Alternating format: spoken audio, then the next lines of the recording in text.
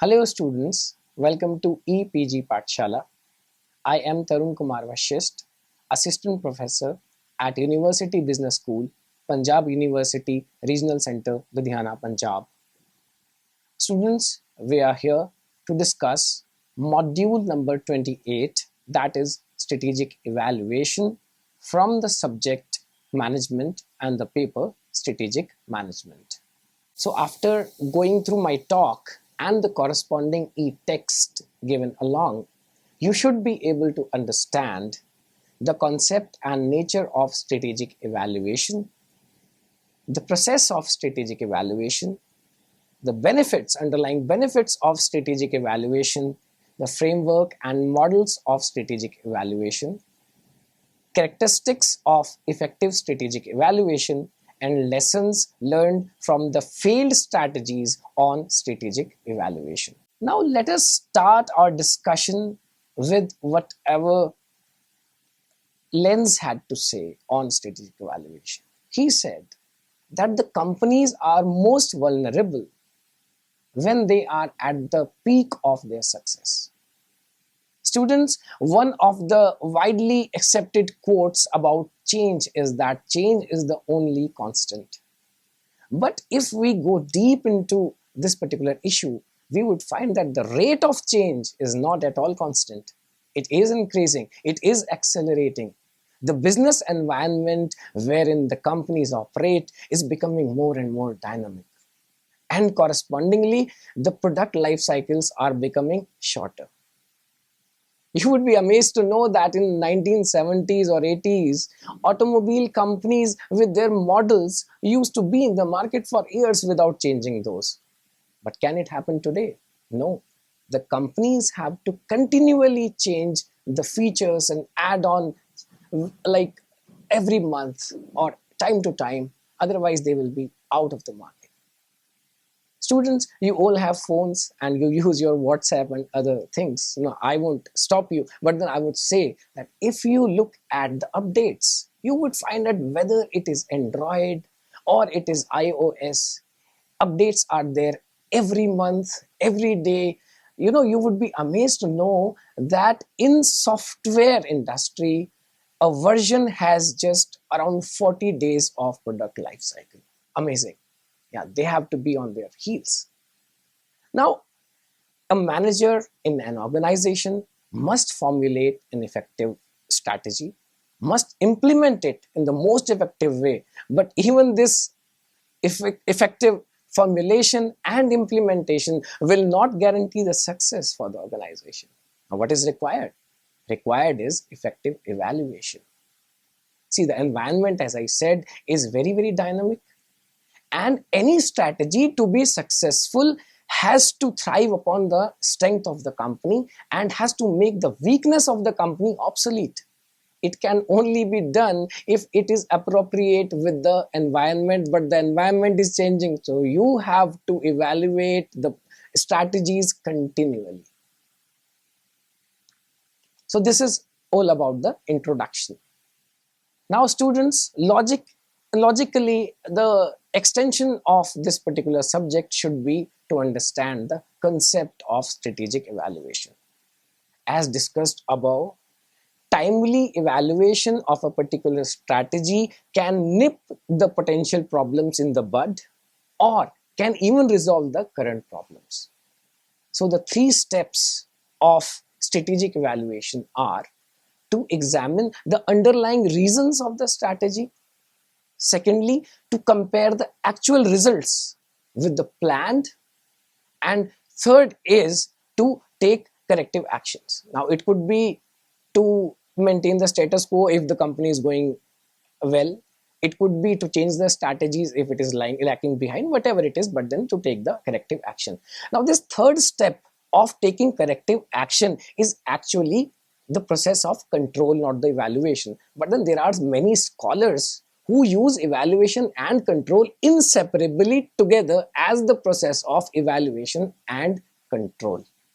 Students, to delve deeper into the concept of strategic evaluation, it is very, very important to mention the phenomena that is called feedback. So with the proper and timely feedback, the circuit of evaluation is complete. But yes, there is a caution for the managers that if your data collection processes or methods or the information received is itself wrong, then you cannot blame the evaluation, and it will be itself wrong.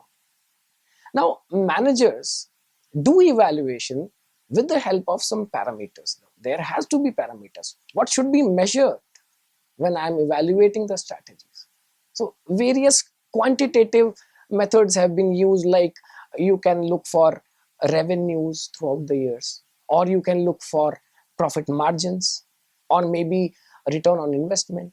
Managers many a times use qualitative measures like, say, employee turnover, or maybe absenteeism, or maybe the satisfaction or commitment level of the employees. But again, there is one more caution. Many a times managers focus more on short term goals or the parameters which play a role in short term. It has to be seen very, very carefully by the manager that the organization has to trade off between short term profits and long term goal, and it has to work in balance. So this was all about the concept of strategic evaluation. Now we're going to talk about the nature of the strategic evaluation. Strategic evaluation should initiate managerial questioning of expectations and assumptions, should trigger a review of objectives and values, and should stimulate creativity in generating alternatives and formulating criteria of evaluation. Regardless of the size of the organization, a certain amount of management by wandering around at all levels is essential to effective strategic evaluation.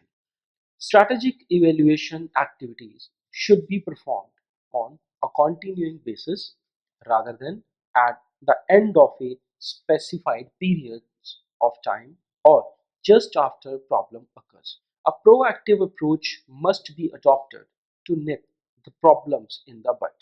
Evaluating strategies on a continuous basis allows an organization to establish benchmarks of progress and to monitor more effectively. Some strategies take a long time, that is, years to implement. Consequently, results thereof may not become visible for the years. Successful strategies combine patience with a willingness to promptly take corrective actions when necessary. Managers of the firm should be continually aware of progress made towards achieving the firm's objectives. A critical success factors for the organization change, managers should involve themselves in determining appropriate corrective actions. If assumptions and expectations deviate significantly from the forecast, then the organization should renew strategy formulation activities. In strategy evaluation, like strategy formulation and implementation, people make a real difference. Through the active involvement in the process of evaluating strategies, managers and employees become committed to keep the organization achieve its defined objectives. Now, we should delve upon the benefits of strategic evaluation, because you must know the benefits. Without that, why are you studying that? You have the right students to ask the question, why are we studying it? What are the benefits of strategic evaluation? Now, one of the first benefit and most important benefit is that strategic evaluation ensures that the organization is moving into right direction. Many a times what happens is that organizations have very good management policies, they are very productive, but then there could be wrong vision in their hands. Maybe the leaders have not provided the strategic vision. It is like moving on cannot place, and after 1 hour you find that you have gone full circle and you are at the same time, same place. Yes. So it provides or ensures a right direction to the organization. It must be evaluated, the strategies must be evaluated time to time. The second benefit of strategic evaluation is that the employees can measure their performance against the maybe benchmarks set. Now, what could be the result? If I find that I'm maybe performing better than the benchmark, then it is the time to make the benchmark stricter. If the benchmark are illogically high, then maybe I should make them realistic. So this helps an organization. Thirdly, when you have the proper feedback and benchmarks and you can see your performance, how you are performing, you are instilled with the confidence. And it is not just with employees, even the outside or the external stakeholders of the organization, like the government or the stockholders or maybe the investor, the new investors, they will put more credence to the company and invest in the company very, very heavily, which could be one particular success factor for the organization. Dear students, let us now talk about the strategic evaluation process. As discussed earlier, evaluation plays a cardinal role in strategic management. Its role is to critically assess how well or bad things are going at every phase of strategic management process so that the necessary action may be taken to improve the performance of the organization. The terms evaluation and control, although almost always used together, are not necessarily the same thing. The diagram in the next slides related and yet different roles played by evaluation and control in the strategic management process. So this diagram highlights the place of strategy evaluation in the overall strategic management process.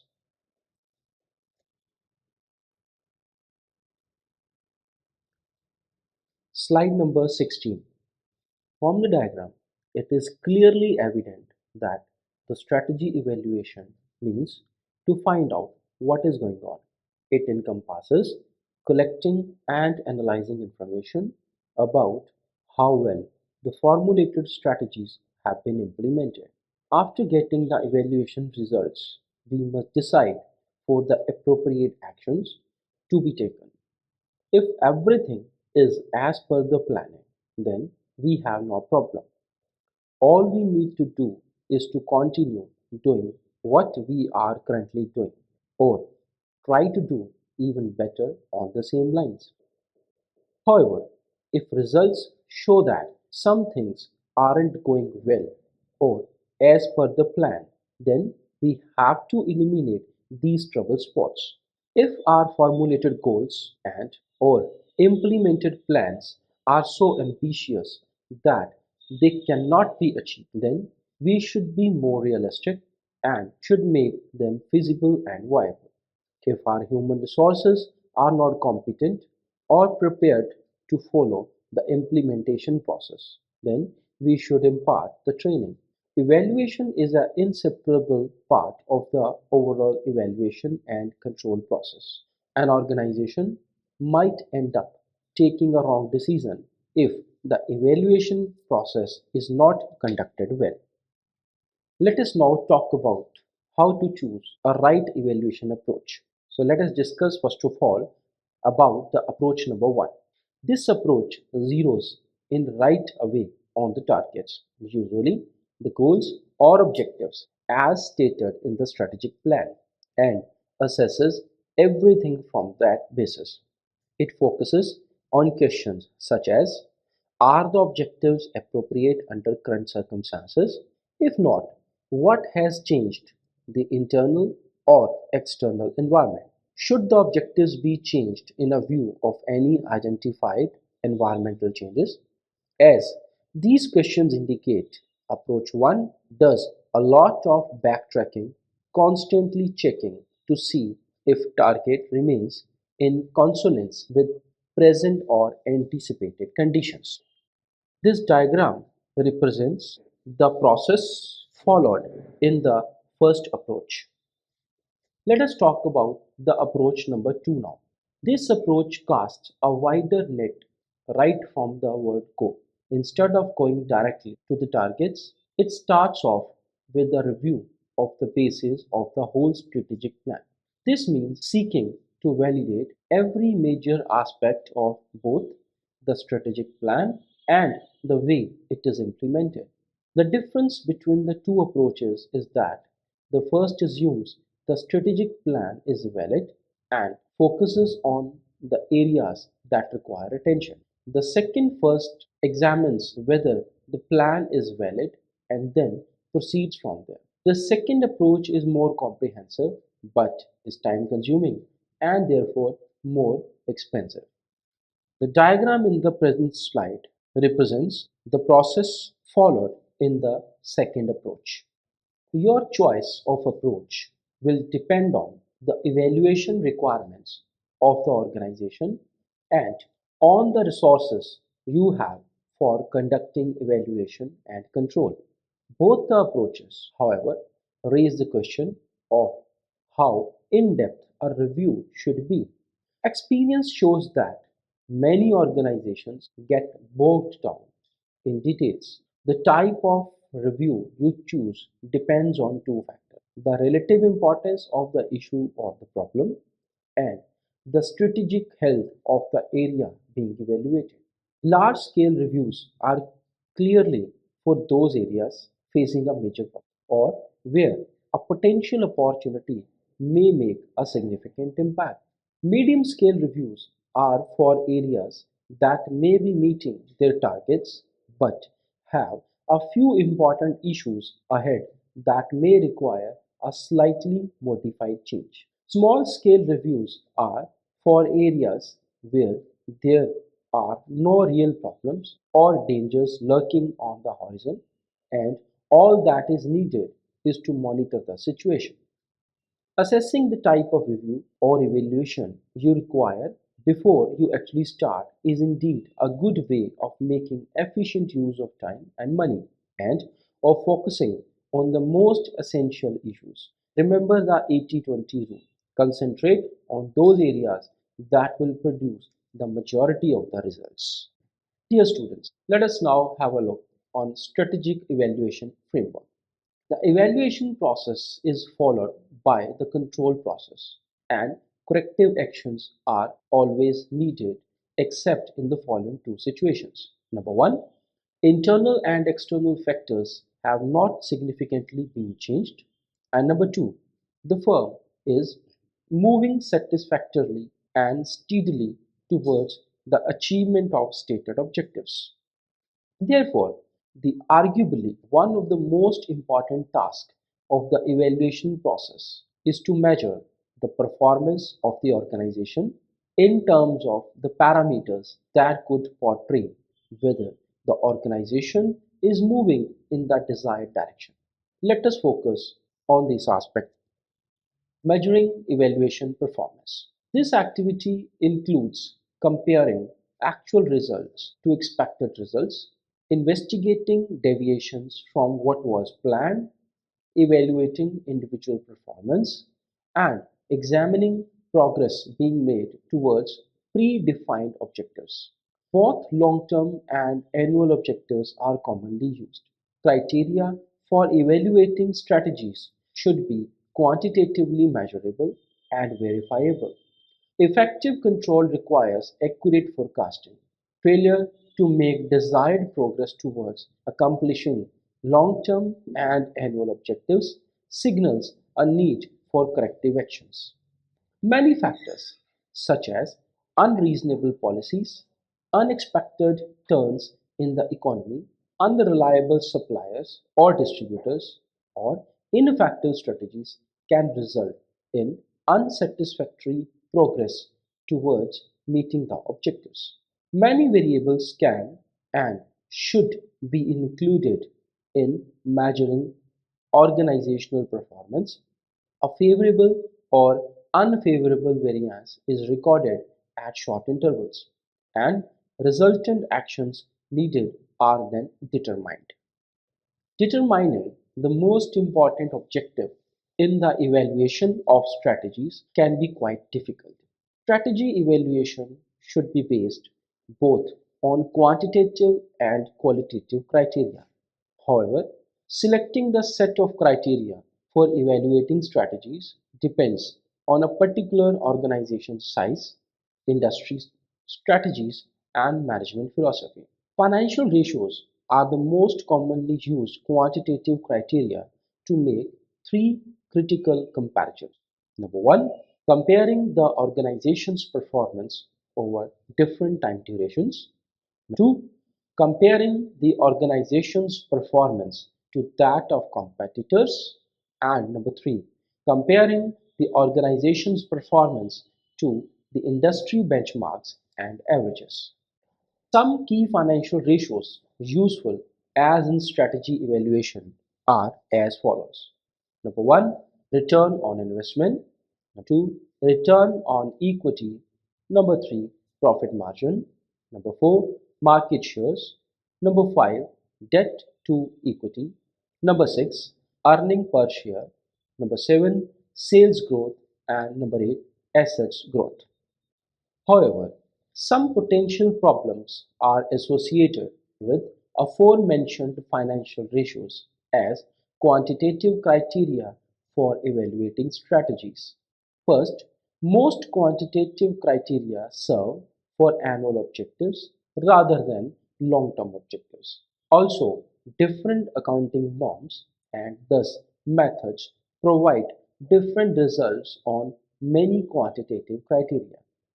For these and such other reasons, qualitative criteria are also considered in evaluating strategies.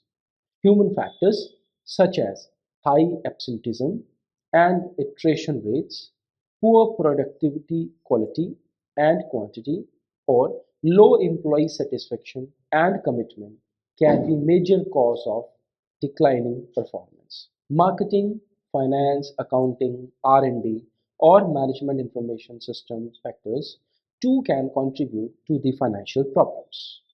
Some additional key questions that reveal the need for qualitative criteria in strategy evaluation are as follows.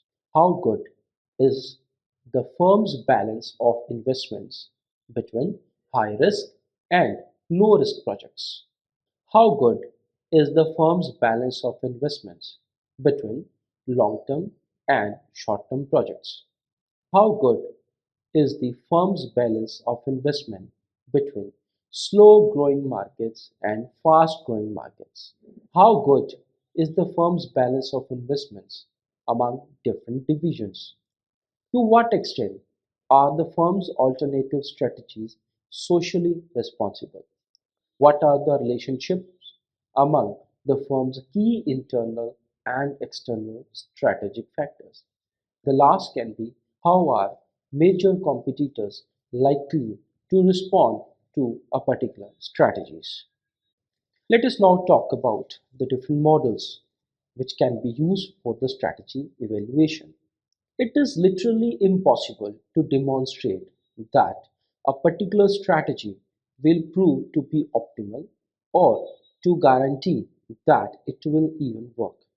The best we can critically analyze a strategy on some fundamental points. So the very first model that can be used in this regard is Richard Rumelt model. One such model is prescribed by Richard Rumelt, wherein he suggests four criteria, that is, consistency, consonance, feasibility, and advantage. Consistency and feasibility are mostly based on internal assessment, whereas consonance and advantage are largely based on external assessment of the firm. These four criteria can be discussed as number one, the consistency. The goals and the policies of an organization must be synchronized with the organizational philosophy and its mission, vision, and values. Strategy inconsistencies may result in the following symptoms. A. Managerial problems persist even after changing the problem personnels. Problems prove to be issue-based rather than personnel-based. B. Interdepartmental rivalry reach the extent that the success of one department is seen or interpreted as the failure of the other. C. If policies remain the bone of contention and issue related thereto keep on arising and put to the top management on a regular basis. Let us talk about the consonance now. Consonance refers to the measure of responsiveness of a strategy of an organization for the individual trends and set of trends. We are well aware that an organization operates in a complex environment and there lie many controllable as well as uncontrollable variables there in the environment. Business environment keeps on changing regularly and new trends emerge with the ebb of old ones. The new trends sometimes culminate from seemingly unrelated and sometimes more than one trends emerging in the society. Big malls emerged at suburban areas and highways relatively away from the residential areas only after the emergence of automobile industry that made it possible for the customers to do shopping in bulk and transport it home easily on their personal vehicles. Feasibility. Literally, no organization operates in Eden Garden. The scarcity is the rule of the game. Any organization has limited human and financial resources and specific capabilities. Therefore, a strategy must be framed keeping in mind the resources and the capabilities of the organization. A strategy that takes away more financial resources than it should have may wheedle away companies' profits and destroy the balance of long-term growth and short-term growth. JP Group is an archetype of a wrong strategy leading to a large infrastructure project undertaken by the organization with the help of assuming debts. Now, JP Group is debt-ridden company having its shares in single digits. The last one in the line is the advantage. A strategy must thrive on the strengths of the organization, making its weaknesses negligible. It must take advantage of the opportunities lying in the environment and must get the threats out of the way. Such a strategy, if provides appropriate positioning to the organization, culminates into the competitive advantage. Reliance Industries being so large, a global company with its proven credibility gets a competitive advantage by getting cheapest capital being exposed to global reach. Though most of the companies having such competitive advantage are large in size. Some small companies too are able to get a competitive advantage through making a successful niche for themselves. Let us now talk about the next model called the TILS model.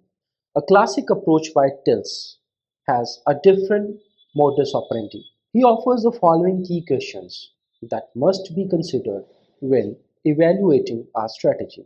These questions are: number one, is the strategy consistent internally?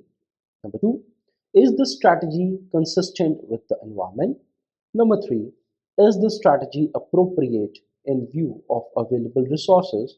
Number four, does the strategy involve an acceptable degree of risk? Number five, does the strategy have an appropriate time frame? Number six, is the strategy workable? And to this list, some other authors have added three more questions. What is the position of our competitors in comparison to us? And what is its implication on our strategic approach?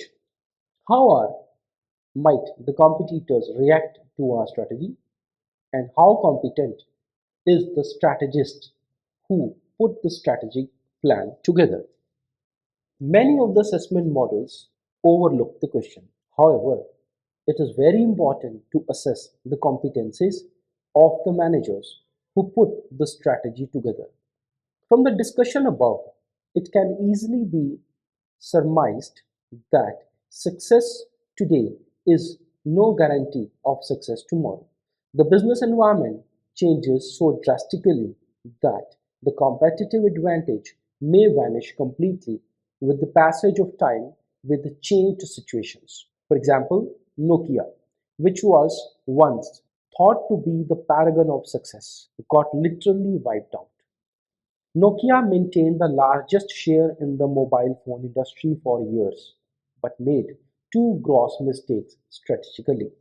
First, it could not grab the large emerging market of dual SIM mobile phones and let Samsung and other new companies put their strong foothold in this segment. And second, it could not see the advantage of adopting Android platform with its better revenues and continued with Symbian, its old love. Strategic evaluation getting more difficult.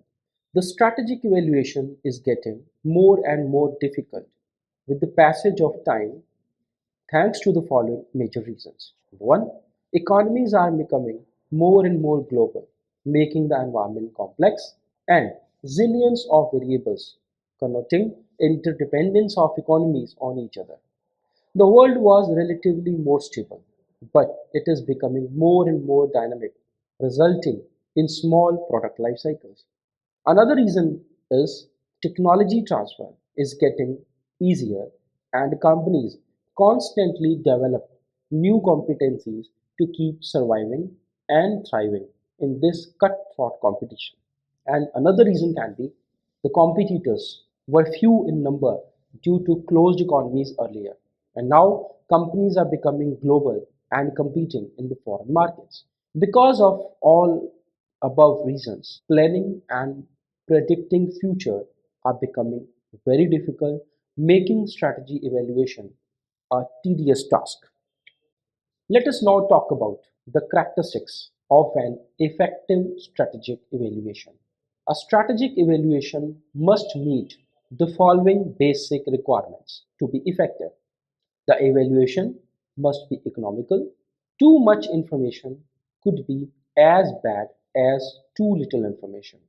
Second can be strategic evaluation should provide timely and executable information to facilitate the corrective actions. Third, strategic evaluation should be designed to provide a true picture on what actually is happening in the organization.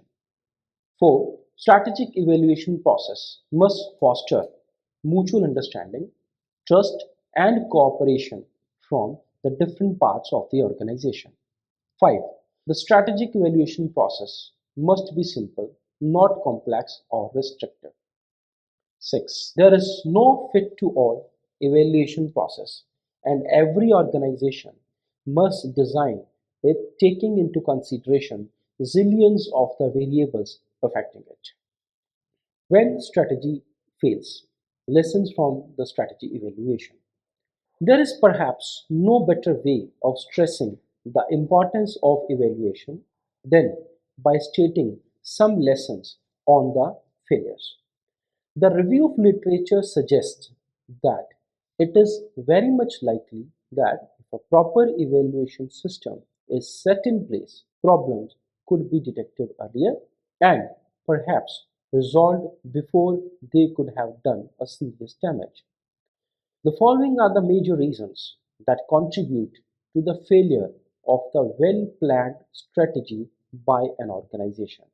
Expecting results too fast, lack of commitment of the top management throughout the entire process or at some important stage, too much complexity, loss of momentum, not educating people about strategic management, inadequate line management involvement, telling senior management what they want to hear, too much form, very little substance, isolation from the competitive environment, extrapolation from the past, failure to differentiate, inexperience in strategic management, and understanding the nature and extent of disruption that can happen as a result of changes.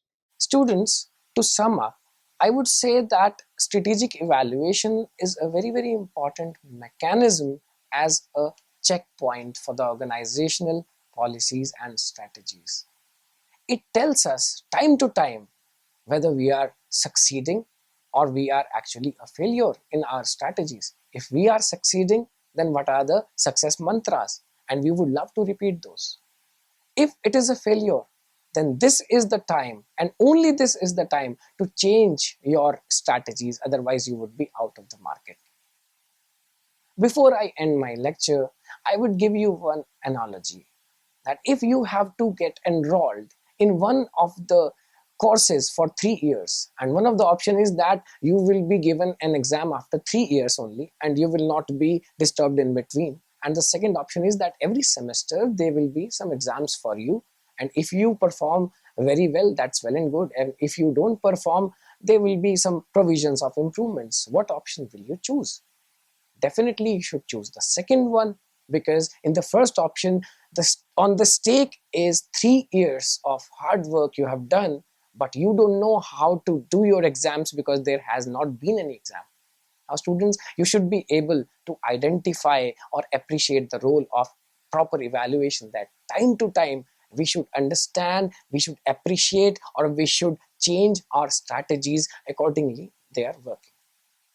Now, we shouldn't emphasize very much to say that every time strategic evaluation will save the company.